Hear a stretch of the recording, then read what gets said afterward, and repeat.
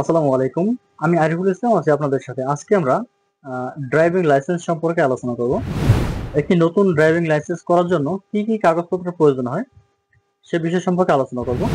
আপনারা যারা নতুন ড্রাইভিং লাইসেন্স করবেন তারা আসলে যদি না জেনে থাকেন যে আসলে একটি নতুন ড্রাইভিং লাইসেন্স করতে হলে কি কাগজপত্রের প্রয়োজন হয়, তাহলে এই ভিডিওটি আপনার জন্য। ভিডিওটি শুরু করার আগে একটা ছোট্ট রিকোয়েস্ট করি আপনাদের কাছে, যদি আপনি আমার চ্যানেলে নতুন হয়ে থাকেন তাহলে চ্যানেলটি অবশ্যই সাবস্ক্রাইব করে রাখবেন এবং যারা অলরেডি সাবস্ক্রাইব করেছেন তাদেরকে জানাচ্ছি অসংখ্য ধন্যবাদ। তো আমরা যদি নতুন ড্রাইভিং লাইসেন্স করতে চাই তাহলে আমাদের কি কাগজপত্র লাগবে, চলুন ভিডিওটি শুরু করি এবং দেখি এবং জানি যে আসলে কি কাগজপত্রের মাধ্যমে আমরা একটি নতুন ড্রাইভিং লাইসেন্স করতে পারি। আমরা যদি নতুন ড্রাইভিং লাইসেন্স করতে চাই তাহলে আমাদের বেশ কিছু আসলে কাগজপত্র এখানে প্রয়োজন হবে। তো আমি আসলে 5টি কাগজপত্রের কথা এখানে আলোচনা করব আপনাদের সাথে। এই 5টি যে কাগজপত্র এটি আসলে লাগবেই আপনার আবেদন করতে হলে। তো এর মধ্যে 1 নম্বর হচ্ছে শিক্ষাগত যোগ্যতা প্রমাণপত্র। আপনি যদি একটি নতুন ড্রাইভিং লাইসেন্সের জন্য আবেদন করতে চান তাহলে আপনার শিক্ষাগত যোগ্যতা প্রমাণ স্বরূপ আপনাকে এখানে সার্টিফিকেট প্রদান করতে হবে। সেক্ষেত্রে একটি নতুন ড্রাইভিং লাইসেন্স করতে হলে আপনাকে সর্বনিম্ন জেডিসি বা জেএসসি পাস হতে হবে।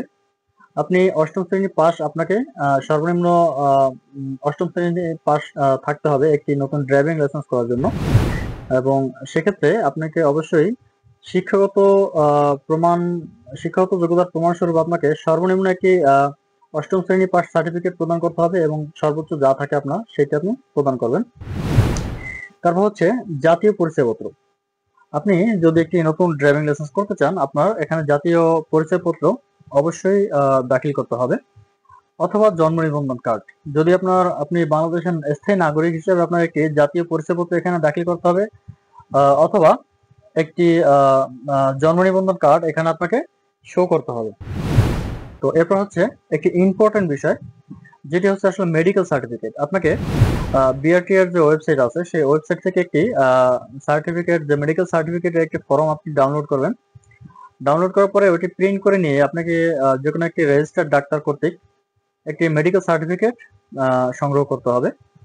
ড্রাইভিং লাইসেন্সের আবেদন করার জন্য এই ডাক্তারের সার্টিফিকেটটি প্রয়োজন হবে। এরপর হচ্ছে ছবি। 1 কপি পাসপোর্ট সাইজের রঙিন ছবি, সদ্য তোলা ছবি অবশ্যই হতে হবে। আপনি রিসেন্টলি একটি ছবি তুলে সেই ছবিটি আসলে ড্রাইভিং লাইসেন্স করার জন্য যে ওয়েবসাইটে আবেদন করবেন সেই ওয়েবসাইটে প্রদান করতে হবে এবং ছবিটি অবশ্যই 300 বাই 300 পিক্সেলের হতে হবে। এরপর হচ্ছে আবেদন ফি প্রদানের রসিদ। আপনি ড্রাইভিং লাইসেন্সের জন্য যে নতুন একটি আবেদন করবেন সে আবেদনের একটি ফি প্রদান করতে হবে অনলাইনের মাধ্যমে, বা আপনি ব্যাংকের মাধ্যমে করতে পারেন।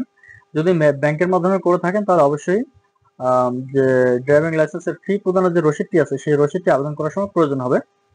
আর যদি আপনি চাচ্ছেন যে অনলাইনের মাধ্যমে আপনি ফি প্রদান করে দেবেন তাহলে অনলাইনের মাধ্যমে আপনি যদি যে কোনো একটি গেটওয়ে সিস্টেম ব্যবহার করে আপনি এই ফি প্রদান করতে পারেন।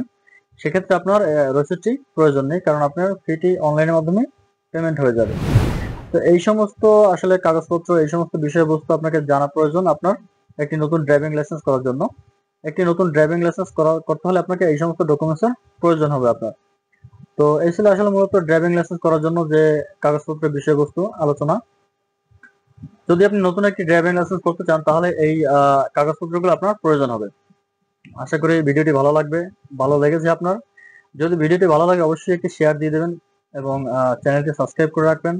ভিডিওতে লাইক করবেন, কমেন্ট করবেন। পরবর্তী নেক্সট ভিডিও পাওয়ার জন্য অবশ্যই চ্যানেলটি সাবস্ক্রাইব করে রাখবেন। এটুকুই আপনার কাছে অনুরোধ। তো ধন্যবাদ সবাইকে। আসসালামু আলাইকুম।